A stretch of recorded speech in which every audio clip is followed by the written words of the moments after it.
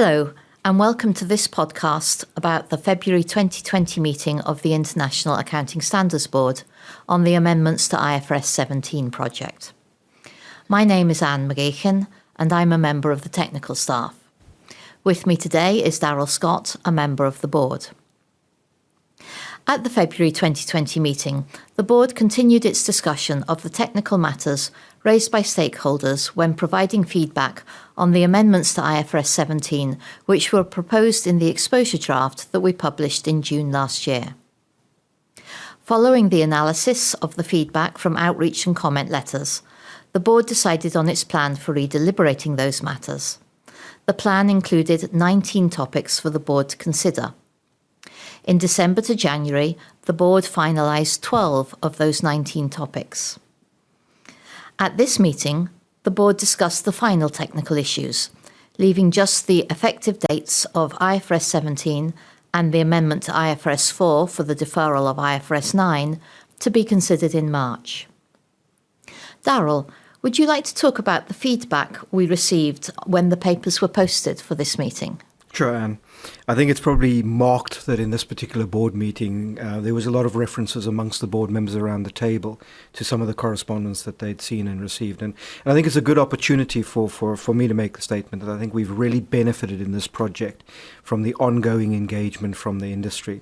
And so each time we've published board papers, we typically see some sort of response coming through on what's in the board papers, some questions being asked and the like. And I think for me personally as a board member, I found this incredibly useful. It's helped me think through some of the issues that people are raising out there. It's helped me make sure that I'm comfortable that the topics that have been raised have been properly considered and that we have actually taken them into account in the staff recommendations at the first instance. And then secondly, in the process that we go through as we come to make a decision. And I think there's certainly been times when some of this correspondence has given us pause to just make sure we are comfortable that we've landed in the appropriate space. So for us, a nice space as we come towards the end of this project to thank industry for engaging on an ongoing basis throughout the process. Absolutely.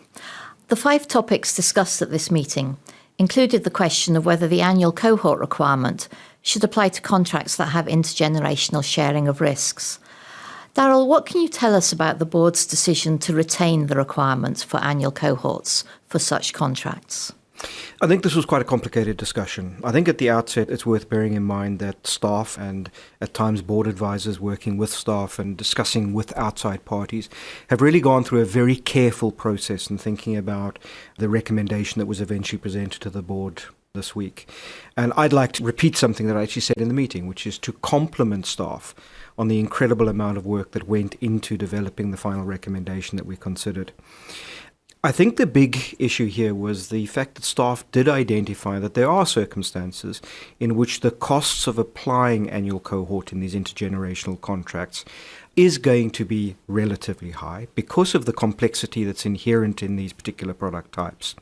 But at the same time, I think staff were very good at drawing out the fact that the information that comes from the annual cohort process is also particularly critical for these contracts.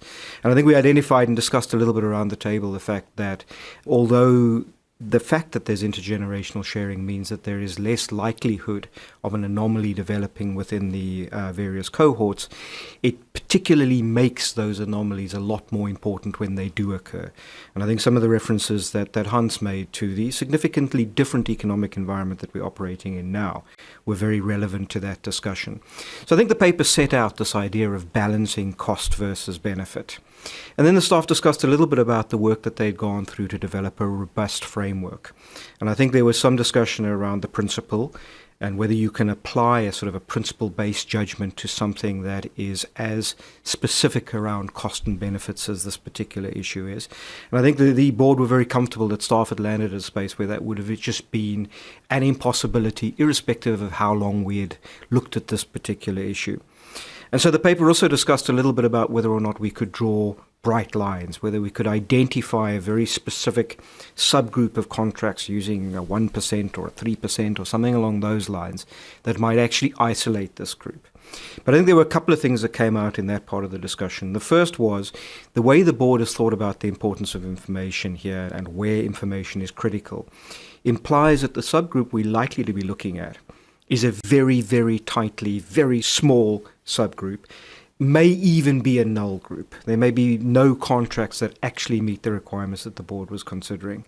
And then the simple fact that whatever type of bright line you come up with in the circumstance is likely to be an arbitrary bright line, a bright line that really doesn't help people understand why we've got to the answers we've got to. So I think the takeaway from the board's perspective was, yes, there is some cost-benefit considerations to take into account, but that because the benefits are so significant and because trying to achieve an appropriate offset or appropriate crossover point is so difficult, we agreed with the staff that to retain that information that's there, we should stick with the original requirements for annual cohorts. Great, thank you. Are there any other decisions from this meeting you'd like to highlight? I think there were a couple of other decisions that I thought were really important. The board decided, along with along the lines of the recommendation that was posed to us, to increase the scope of the risk mitigation option that exists under variable fee, specifically so that the instruments that are used to mitigate the risk can include financial instruments held at fair value through profit and loss. The board also decided to provide additional clarity about when entities can include the costs associated with managing investments in the fulfillment cash flows of the related insurance contracts. We decided to provide some additional reliefs for the modified retrospective approach. And we discussed a number of other topics, and these were both topics that were originally considered as part of the exposure draft process, developing the exposure draft, as well as a couple of new topics that had come up very specifically in the comment and outreach process that we went through subsequent to issuing the exposure draft. There were a couple of very specific topics there that caused a lot of discussion amongst constituents who were following the project, and again, in this circumstance, it was useful to have had the feedback before we went into the meeting. Darrel, thank you for this summary of the IFRS 17 discussion at the February meeting. And thank you everybody for listening.